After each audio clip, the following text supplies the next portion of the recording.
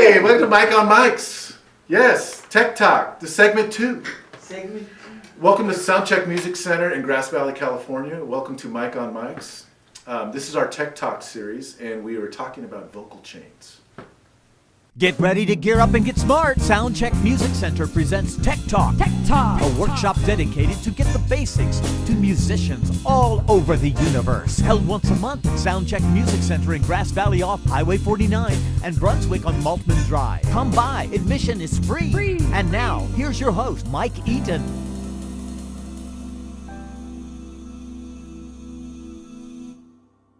So the next thing in the chain would be the preamp. The preamp can vary from tube preamps to solid state preamps. There's different formulas that engineers like. If they're using a tube condenser, big, large tube condenser, like an M149 Neumann, or a C12 AKG, or a U67 Neumann, those are all very, very popular, have been used on everything that you could imagine done in the commercial music scene. On some of the great recordings, actually. They're using the U67, C12, U47.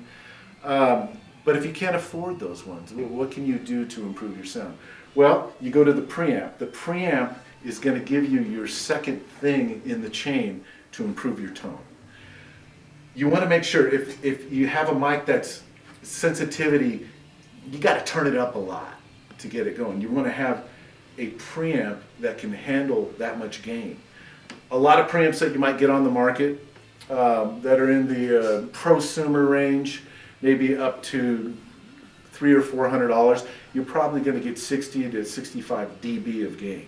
Now in studios, you might be able to use a Neve 1073 or a 1081, or even get a Daking preamp, which are just incredible modern preamps that you can get. The 1073 is a vintage preamp. They do make new ones. They do sound great. The vintage ones just have a little bit different character to them, magic to them. They were used on so many recordings. Sinatra, Capitol with the U47 and 1073. It's just a magic combination. It's what works, and because it is what works, it's just been the industry standard for so long. What's great about the 1073 preamp is not just for vocals. It's a preamp that you can use drums, incredible sounding drums. The 1081 is just like the 1073. It just gives you a little bit different EQ. And it's a little bit different design. It can handle the same amount of gain though. It's a great preamp. So to get back into the vocal chain, we have the microphone to the preamp, and then if you need to use an EQ or a compressor, that'll be your next thing in line. A lot of times, I have a story of an engineer, it's kind of a famous story. Actually, no, I can't mention that. It's a person's name, they probably wouldn't appreciate it. Well, this famous singer, engineer put compression, but he was running multiple channels out off one mic. So he's going to 3 different tracks. So he'd go one without compressor, a little bit hot, one with no compression, a little bit lower, just in case he was going to scorch the tape, then one with compression. He happened to send the one with compression to her headphones. He was fired that day. So that's how important not using compression is if you have a great singer. Do not put compression on a vocal chain. You will get fired, especially in a big studio. Anyways, let's get back to what we were talking about. The compressor, the compressors can vary. Again, if you have let's say a solid state mic into, let's say this was a tube compressor, as a DW Fern or Great River, there's many popular tube preamps coming out. If you have a tube console, happen to be in the studio, so you would go solid state to tube. That's some of the formulas that engineers use. Or if you have a tube mic, then you'd go to a solid state pre. They call it two-tubey. I think it matters on the microphone, and it matters on the tube preamp. So if you have a tube microphone and a tube preamp and they work, go with it. There's no rules. You can always break the rules, or the Beatles would have never got anything recorded. So anyways, they broke the rules like crazy with U47s, putting them on kick drums and stuff. It just doesn't have it. But thank God, because we were able to break the rules. We were able to mic guitar amps from the back, but we'll get into that in a whole nother segment. So you have your vocal chain for the We're up to compressor. Now, what I like to do is, let's say you have a loud singer, which a lot of rock stuff, they're going to be just screaming into that. You can do a double mic technique. And let's say you have the one big, large condenser for the soft passages, when he's getting soft on his voice. And at the same time, you have another mic as a Shure SM7B, which is a condenser mic. It's a broadcast mic, what it started with, which we talked about in the other segment on drums. Or let's say a SM58, you put it right there. That's going to handle any loud sound pressure that's going to hit it as a guy screaming into the mic. And then at that point, yeah, you'll get it screaming and distorting into this mic, but you'll be muting it at that point. So you're going to use the two in combination. But on the SM7, let's say you had a female singer, which a male singer is kind of bring out the bass that's needed off of SM7B.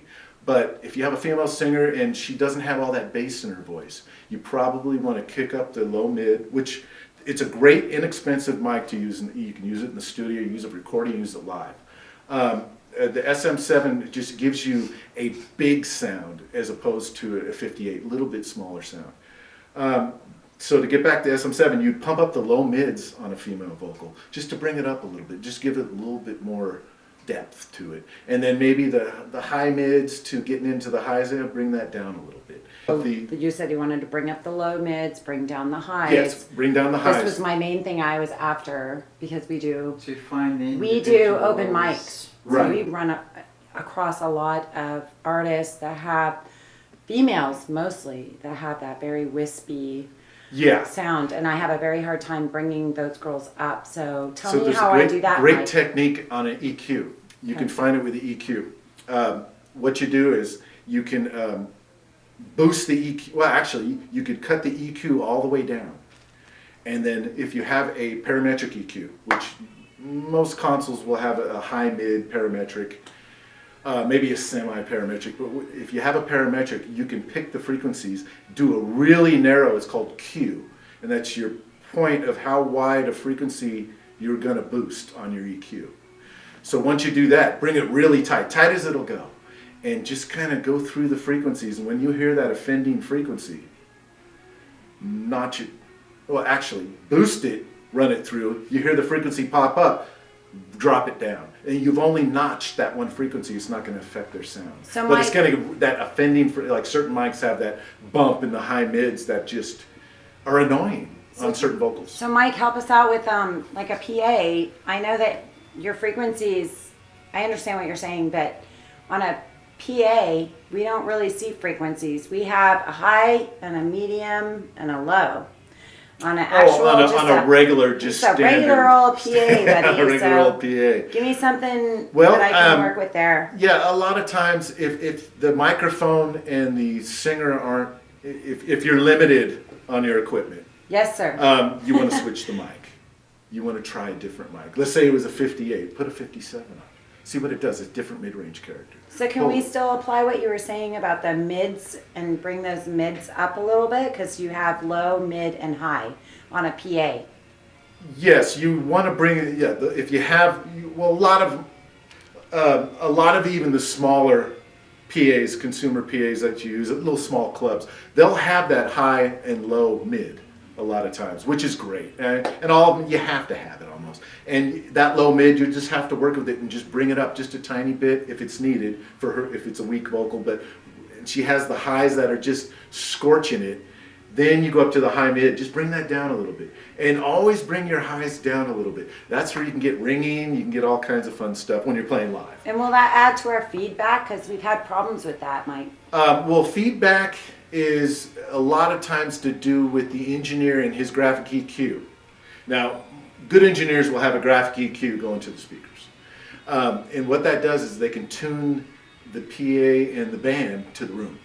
So any of frequencies that are just rattling around, really building up in corners, ceiling, where the ceiling meets the wall, anywhere there's an angle can have weird frequencies pop out.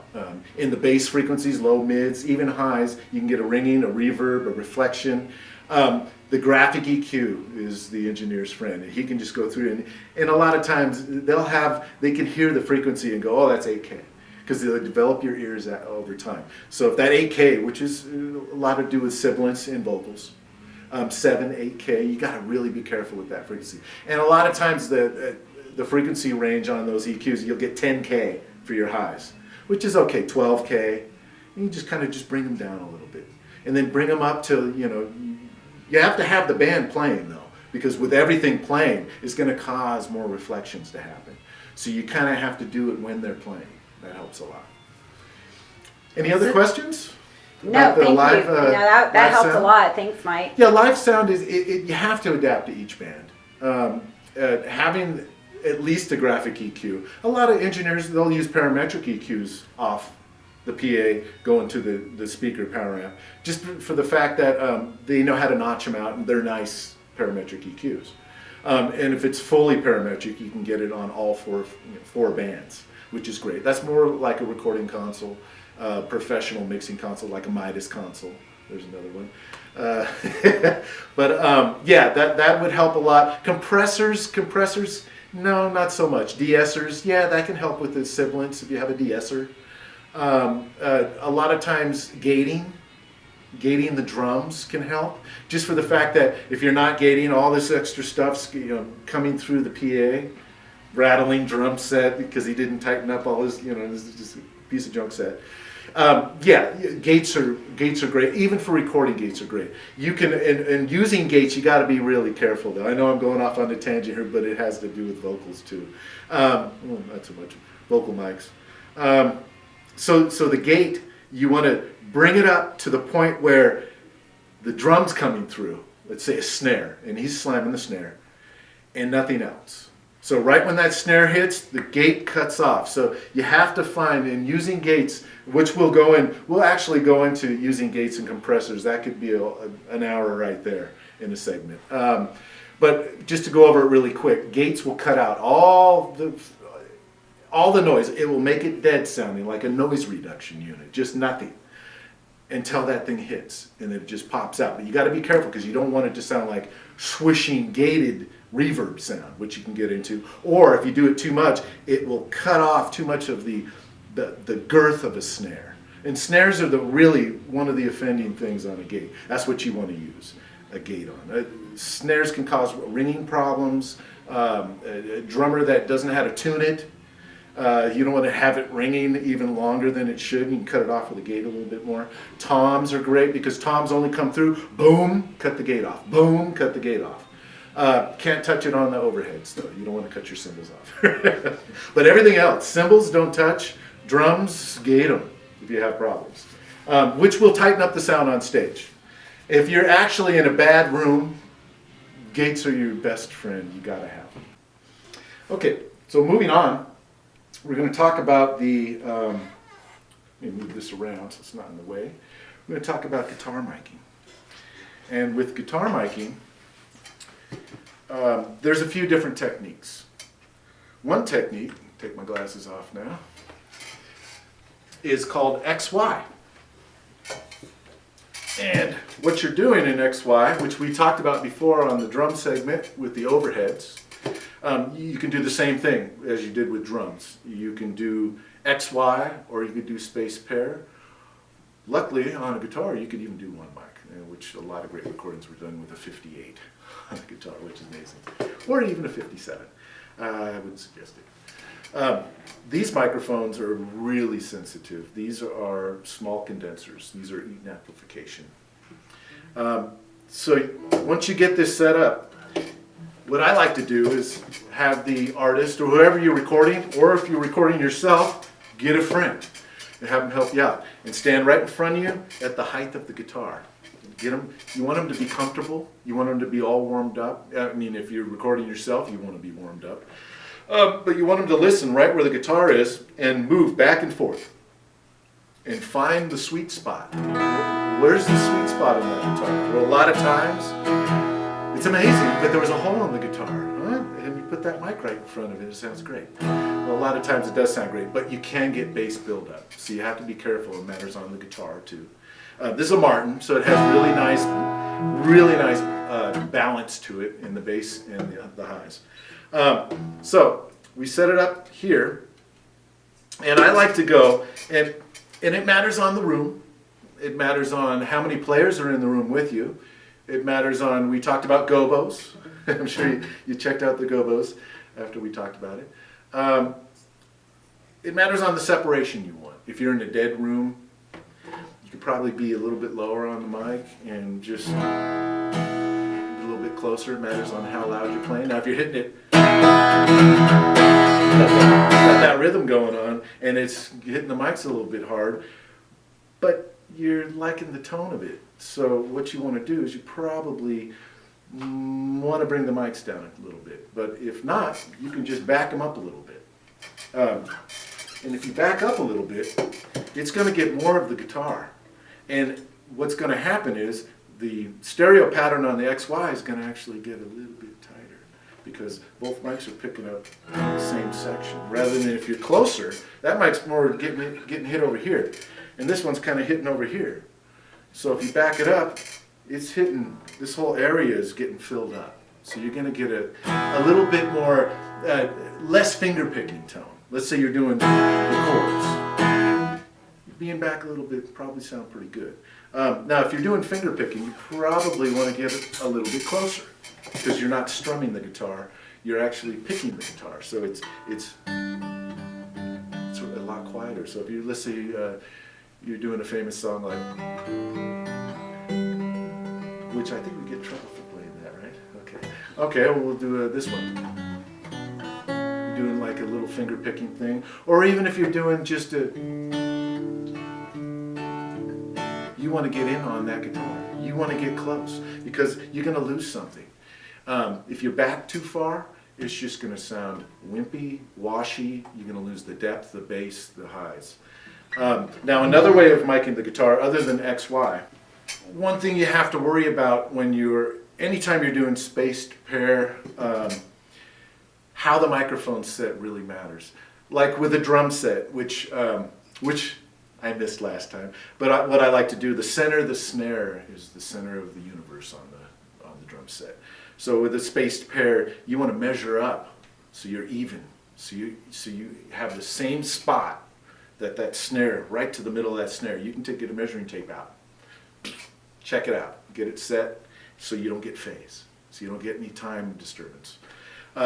Now, with spaced pair here, it's not as easy.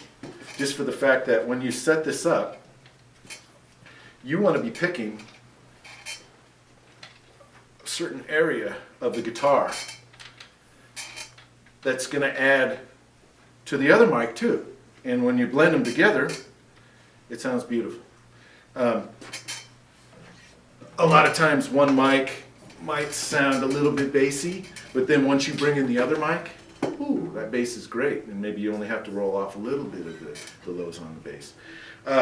So what I like to do is you get back on that sound hole. Just for the fact that that's where the sound's coming in. A good guitar will sound good coming out of the sound hole. Isn't it amazing?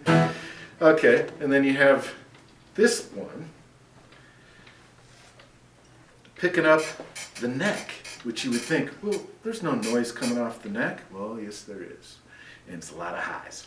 And you blend that in with a more woody sounding end of the guitar, with more bright sounding end of the guitar. You get a real balanced sound. Now, the thing you have to check out is your spacing.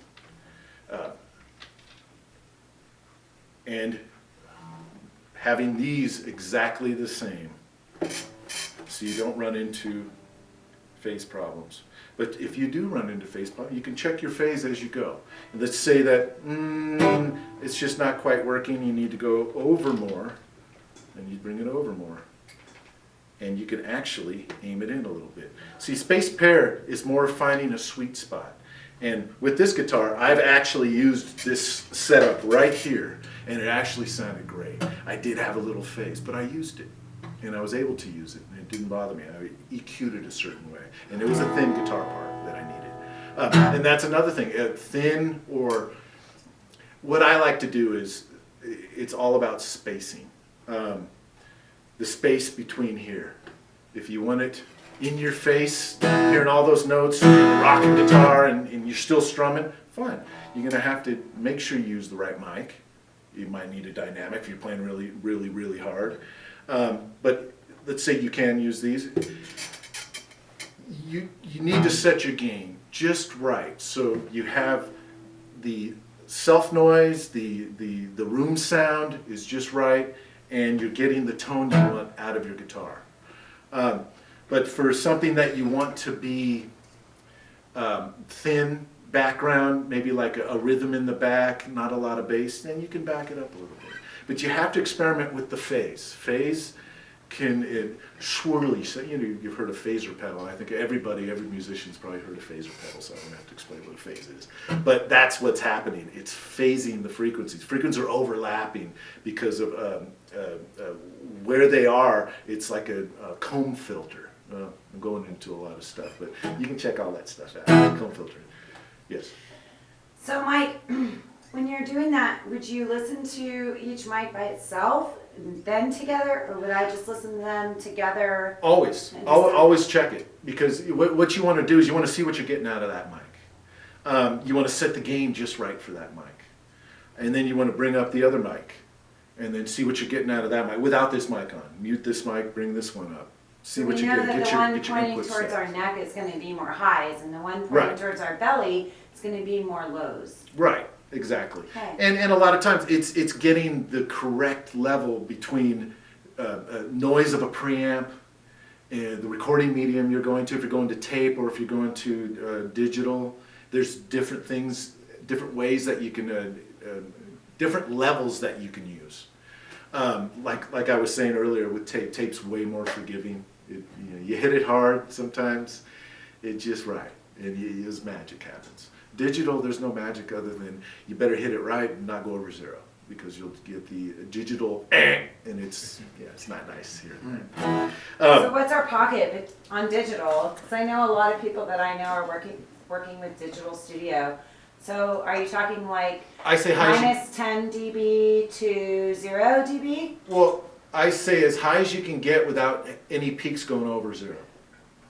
So it depends. Yeah, it depends a lot on the material. Digital, hitting it harder doesn't give you more, other than you're using the full bit rate. So if you get it too low, then you're not using all of digital. Digital has to hit it all. Tape, you can hit it soft, and yeah, you're gonna get, probably if you crank it up, you're gonna get a little more hiss. But then that's where noise reduction comes in, and that's where gating comes in, and then we'll get into that stuff too in the next one. But yeah, the gain that you set it really depended on the medium. You want to get the best for what the song needs. If you're a producer, engineer kind of listens to the producer, but the engineer kind of puts his input in a lot. But the producer goes, well, "What do you think?" "Well, I use this mic." Yeah, he's producing. Yeah, but who's really in charge? I'm kidding. No, I'm joking. Producer's great. Well, I'm a producer. So, anyways, it's dependent on the material and the tone that you want to get out of the guitar. Damn it, I just did it again. One more question, Mike. I Yes. just wanted to find out, so I have a song that goes from like strumming really hard and then it goes down. Do I need to record those parts separate from one another? You can. A lot of times that will just, well, it matters if you need it to be soft playing or you just need to go down in level. Now if you're playing, Like going from picking. you're playing something like, let's say you're hitting it, that this loud, then it goes into a chorus, let's say. You hit a little bit harder. If that's what you need, then that's how you need to play it, because the aggressiveness is part of the feeling of the song, and then the mellow part is part of the feeling of the song. You want to make sure that you don't go too soft. You don't want to have to do soft playing, because the tone's not going to be good on any instrument if you hit it soft. So you want to make sure you have a basis where how loud you have to play it. And then if you're going to hit it hard,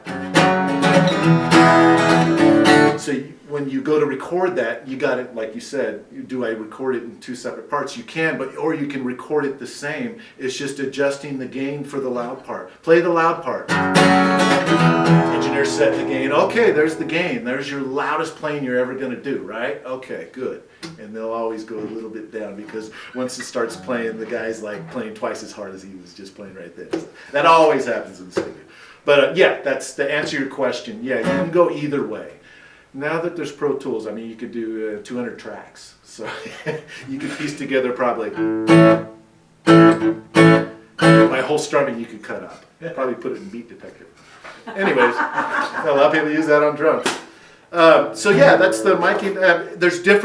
There's actually different instruments will have different miking techniques, but a lot of string instruments, you want to pick up this area. A lot of guys, if they're using, a lot of engineers, if they're using one mic, they might have it like right there. So if you do have a single mic, you want to be able to cover kind of all this area that's going to give you some highs and lows. So I usually point it, I don't know, 17th fret. Some people will go at the 12th fret. It matters what they're going for again, and the tone and your guitar. Your guitar is really not a projecting guitar. It's kind of wimpy in the bass area. Well, then you can get over into that sound hole. It's just, you got to take into account that if you are using a condenser mic, is to put, if you're real close to that sound hole, maybe put a little pop guard on it. Just for the fact any wind hitting this grill is going to cause noise.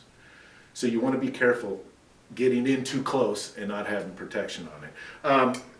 Great so we guitarists. can put a pop guard on our guitar mic? Sure. They make, actually this pop guard, you always have a separate stand. How I have this set up is incorrect. This isn't how you want to set it up.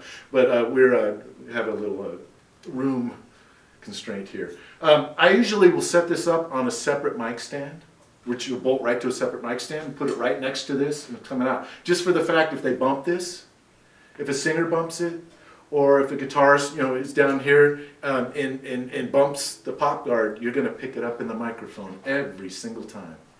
So you want to have a separate stand for these all the time.